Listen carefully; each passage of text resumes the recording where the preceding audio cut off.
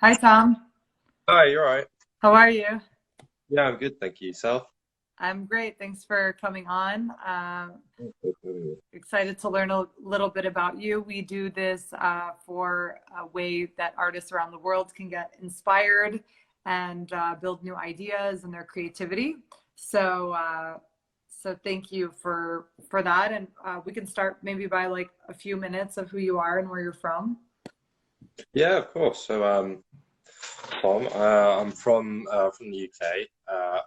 We're living in Cheshire, and yeah, I studied photography and art when I was younger, and I kind of went through it through my A levels through to university, studied film, and then during university, I started to um, change photography for me, which was originally just passion and education, into a job.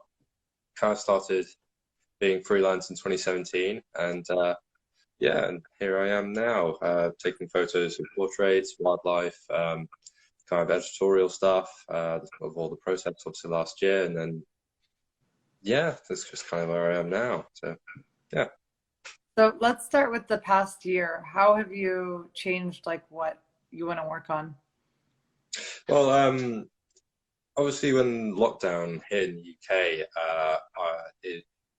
it was very difficult for a lot of people in the photography industry and videography industry because a lot of projects and stuff was cancelled. So I went from doing a lot of sport work in rowing into not having anything at all because all projects were cancelled. So I kind of was looking for something else to work on, more like personal passion projects.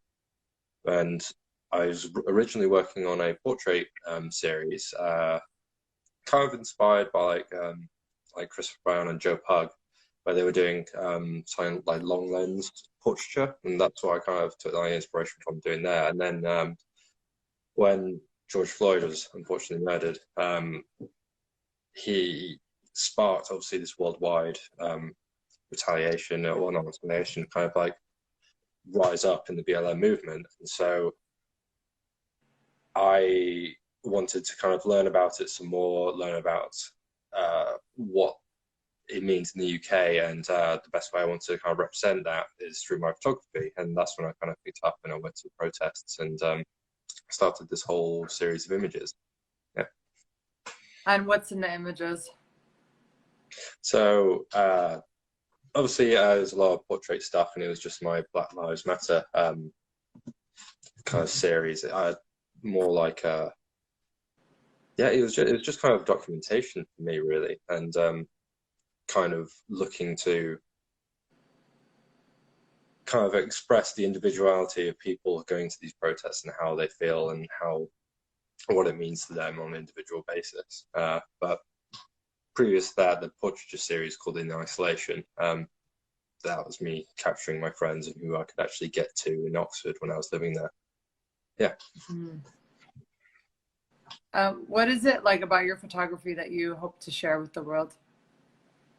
So for me, it's kind of just a representation of my experiences and my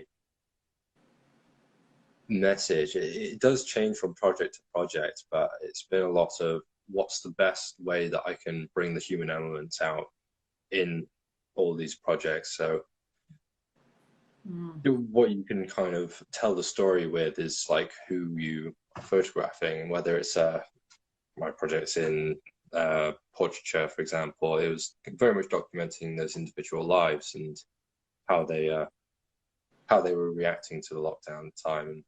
But obviously, with the protests, it was hard to get those individual messages. So I just kind of tried to bring that across to the photography, just kind of like the real human elements of those movements, because they get so large that it can kind of feel more.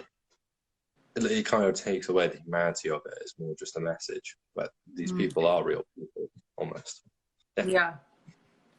And where do you feel like, how do you support like other Black photographers that are there, like trying to struggle and tell their stories? Like, is there like, do you guys have Facebook groups where you talk and like share, or how do you like kind of participate? with them? Well, when I was there, I originally just kind of went as an individual, and then Mm. as I was working and obviously photographing events, I got the chance to meet a lot of different photographers and obviously exchanging information on Instagram, trying to promote each other in a few different places. And I actually was, you can see in some of the images themselves that I was photographing those artists who are out capturing. Some of them were videographers, some of them were students, and they were doing it for news, for projects, for their education. And it's just, I'd say that the main way that I communicate is just through Instagram, really. That's really accessible platform for me. What do you like? What would like kind of change in society do you hope that it happens? Well, I think that what change is that it kind of brings to the forefront that you should be respecting each other and how we actually approach these conversations. So many of them are just shouting matches now, and nobody's really sitting down and trying to talk about it and in some sort of like equitable way, I suppose. But I think that's what needs to change, is that everybody should actually have a chance to speak, and when they do speak, they listen to and counteracted with facts and knowledge. Yeah, facts and information which has been proven to be true, rather than just raw emotion almost. Yeah. Well, tell me about what your like dream project would be. Oh, my dream project. I think what I would like to work on most, probably. I've always wanted to do conflict photography. I've always wanted to go out into the field and capture Mm. what it's really like happening on the ground in far off places, whether in war zones, to kind of again bring forth the humanity, because again, a lot of political elements can override those, and it's hard to also gain that gain that insight into what it is really like on the ground. I mean, there's a lot of inspirational photographers out there who've done it, and even those who've given their lives to capture those moments. And I think that's something that I've always wanted to do. Mm. Really kind of go out there and feel like I've got a lot of meaning to the work that I do. Do you have any like have you been able to read any books or like are there any YouTube channels or anything where you can learn about like photojournalism from the field? Well, personally, when for me, again, I just kind of do a lot of following people on Instagram. That's kind of my most successful. It's a work kind of a global platform. I can kind of follow all these different photographers. Yeah. Um, yeah, no, Is there someone in particular that you're like, oh, I love that lifestyle, or like it's so cool that they can shoot I this? mean, I think Paul Nicklin has got a pretty amazing lifestyle. He just lives in Canada / Alaska and just photographing wildlife all day, every day for Sea Legacy. That looks incredible. I Yeah, mean, that's wildlife a lot different than war photography, though. is very different than wolf photography, but I think it's really good. For me, I have all sorts of different genres that I like to work in, and but that honestly looks amazing. I mean, animal conservation and all that is so incredibly important, and something that I do want to get into as well as a career personally, in doing this like photography and videography, creating documentaries, bringing that to the forefront. Yeah, Yeah, so, yeah. definitely. Definitely. Well, you can always practice like with current events around you and you can work on that and move into move into harder subject matters. But like it seems like you have a lot of different things that inspire you and that you're drawn to. So you can just keep exploring them and I'm sure you'll find your way. Yeah, hope so. Awesome. And we're happy to have you in Skopje. And like, if I can answer any questions for you too, I know somebody in the chat here is asking what we're about. Oh yeah, yeah. It's you're a brand new kind of stock imaging platform, aren't you? Kind of bring forward stories about BLM, and obviously there was another project that you're working on recently outside of BLM. It was the effects of lockdown, life in lockdown, something like that. I received one of your emails about that. That looks really interesting. But Yeah, we're publishing a book about events of the best events of 20, not the best, but the events of 2020, and with HarperCollins, who's like one of the world's biggest publishers. So it will be in like stores for the next 5 years and probably on millions of people's coffee tables. So we're yeah, picking 300 images there and the stories that go behind them.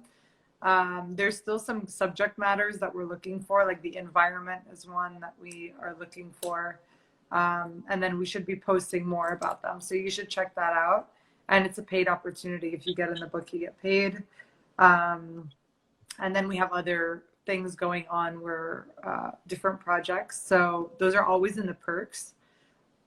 Like one new one we have is with Visco. So if you use Visco, they're looking for a few of our artists to highlight.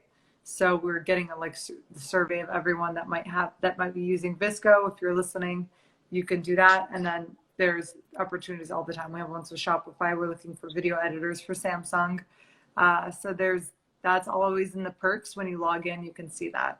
And then we have our community stuff. Like we do these interviews. We have them on YouTube. We have them podcast called The Authentic Photographer that you can check out, and you can listen and binge out there, and you'll get so many ideas. And then the website is growing. It's at 350,000 images now.